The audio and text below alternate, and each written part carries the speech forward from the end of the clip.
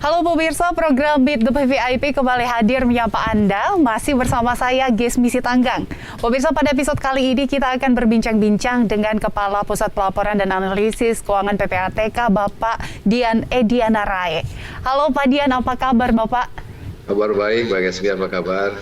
Kabar saya baik, semoga kita sehat-sehat selalu. Ini Pak Dian, lagi kesibukannya seperti apa ini Pak di tengah pandemi COVID-19 ini?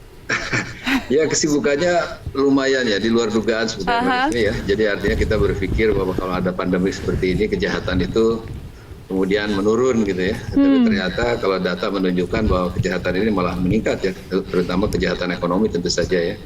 Ini merupakan sesuatu hal yang memang menuntut kerja keras kita. Pada saat situasi kita tuh harus melakukan banyak work from home kan.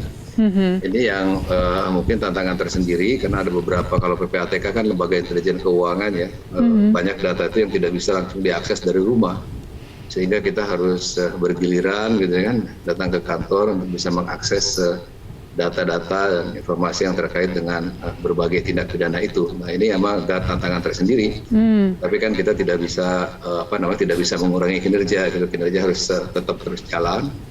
Karena kalau kejahatan ini tidak ditangani dengan baik, tentu saja akan bisa semakin berkembang gitu. Itu bagi sebetulnya.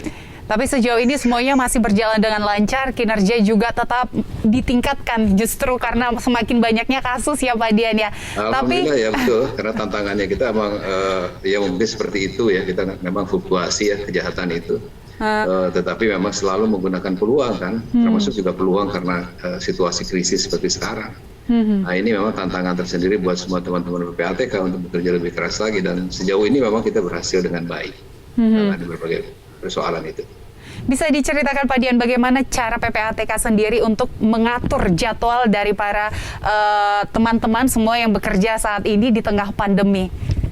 Ya ini lumayan juga nih, lumayan menantang ya, karena kita kan ingin memastikan bahwa teman-teman ini tidak terlalu lama di kantor, pertama kedua juga tidak terlalu berdekatan satu dengan yang lain gitu kan, tetap jaga jarak, tetap pakai masker gitu. Kemudian juga kita harus selalu memastikan dari waktu ke waktu gedung ini mungkin hampir setiap hari kita vakum gitu kan, di disinfektan dalam pengertian supaya memastikan saja kalau ada orang baru datang besok itu ruangan sudah steril kembali. Nah itu memang mengatur jumlah orang tiap hari ini yang cukup lumayan, tetapi kita selalu berkoordinasi ya antar pimpinan tentu saja untuk memastikan bahwa teman-teman bisa bekerja ke kantor dalam posisi yang aman ya, tentu saja yang terlindungi kesehatannya. Dan beberapa hal memang kita tetapkan, misalnya contohnya kalau karyawan-karyawan yang menggunakan kendaraan umum itu tidak boleh masuk kantor dulu sementara itu kan. Kemudian juga ada juga penjemputan khusus yang harus kita lakukan gitu, kepada orang-orang tertentu karena masalah kepraktisan ya, penggunaan transportasi yang lebih cepat gitu, kira-kira begitu. Memang dalam kondisi pandemi sekarang yang diutamakan itu keselamatan dan kesehatan secara bersama, karena dengan untuk meningkatkan kinerjanya juga ya Pak. Betul, betul. Kalau sakit kan repot juga. Betul. Kan kita juga pernah gitu kan, beberapa pegawai kita kena gitu kan. Tapi sekarang alhamdulillah semua sudah baik gitu, sudah oke. Nah ini sudah suatu hal yang sangat menggembirakan, sehingga kita tidak ingin mempertahankan ini supaya jangan sampai ada pegawai kita yang kemudian kena lagi ini. COVID ini kan bisa di mana saja kenanya. Iya, ya Pak Dian sebagai Kepala PPATK bisa dijelaskan nggak Pak ini kepada teman-teman masyarakat juga pengen tahu nih sebenarnya apa sih tugas-tugas dari PPATK itu sendiri? Iya, terima kasih Pak Gesmi. Ini teman-teman sekalian mungkin yang mendengarkan Jak TV ini, beberapa hal mungkin bisa saya sampaikan singkatnya saja Mas. Kita itu bekerja memang berdasarkan dua undang-undang. Kan ada satu undang-undang nomor 8 tahun 2010, ini undang-undang mengenai tindak pencegahan dan pemberantasan tindak pidana pencucian uang. Dan yang kedua itu adalah undang-undang nomor 13 tahun 2000, undang-undang nomor 9 tahun 2013. Ini terkait dengan pencegahan dan pemberantasan tindak pidana pendanaan terorisme, kalau yang ini yang satu lagi. Jadi ada dua fungsi utama kita untuk bagaimana memastikan bahwa kita bisa memberantas pencucian uang dan juga memberantas pendanaan terorisme. Itu sebenarnya fungsi utamanya. Nah itu tentu saja kalau kita bicara soal pencucian uang, misalnya pencucian uang itu kan terkait dengan tindak pidana ekonomi ya, bermotif ekonomi lainnya. Itu ada 26 jenis tindak pidana terkait dengan tindak pidana ekonomi ini, sehingga memang mau tidak mau PPATK itu memang juga harus mendalami dan harus melakukan banyak aktivitas analisis dan pemeriksaan terhadap berbagai tindak pidana asal nih. Ada korupsi di situ, ada narkoba ya, ada tindak pidana perbankan, tindak pidana pasar modal, kemudian tax evasion ya.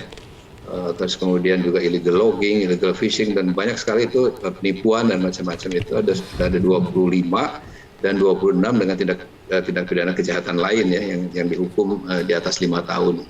Nah itu sebetulnya begitu bagaimana sebetulnya kita bekerja, sehingga memang pekerjaan kita itu juga sangat terkait dengan teman-teman aparat penegak hukum, karena kita memang hasil akhir kita itu produk kita itu namanya hasil analisis dan hasil pemeriksaan.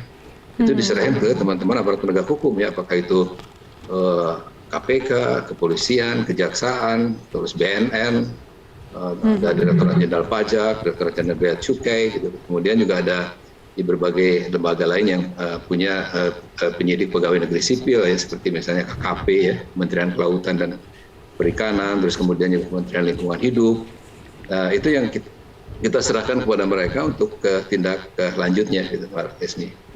Iya, Pak Dian sempat menyinggung tentang 26 jenis tindak pidana pencucian uang. Ini bisa dijelaskan apa saja yang 26 itu dan apa saja kasus yang paling sering ditangani dalam kasus tindak pidana pencucian uang tersebut, Pak? Iya, jadi mungkin saya sekaligus menjawabnya dengan urutan-urutannya berdasarkan hasil analisis yang kita lakukan. Ini namanya National Risk Assessment atau penilaian resiko nasional yang baru saja hari ini diresmikan ya oleh Pak Menko Polhukam.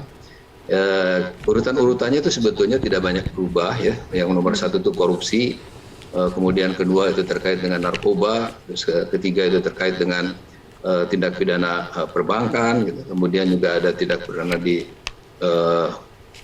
penipuan, terus kemudian juga ada di tindak pidana pasar modal, kemudian juga penghindaran pajak, gitu, tax evasion nih. Terus ke bawah banyak tuh, ada illegal logging, illegal fishing, gitu kan. Terus kejahatan-kejahatan yang sifatnya mungkin lebih spesifik, gitu, yang memang itu menjadi perhatian PPATK ini hampir seluruhnya itu sebetulnya. Memang itu jumlah ya dan maksudnya volume misalnya yang terkait dengan masing-masing tindak pidana ekonomi tersebut berbeda-beda. Makanya kita punya yang namanya urutan-urutan seperti tadi ini. Tapi urutan-urutan sendiri ini sebetulnya bukan sesuatu hal yang ini pasti tidak akan berubah, enggak gitu. Memang ini sangat dinamis. Kejahatan itu kan juga, penjahat itu merupakan makhluk yang bisa dikatakan sangat kreatif ya. Gesme ya, sangat mencari peluang gitu, sehingga tentu saja apapun bisa terjadi, perubahan-perubahan itu bisa terjadi, sehingga kita juga memang PPATK dituntut untuk lebih responsif ya terhadap perkembangan tipologi kejahatan namanya.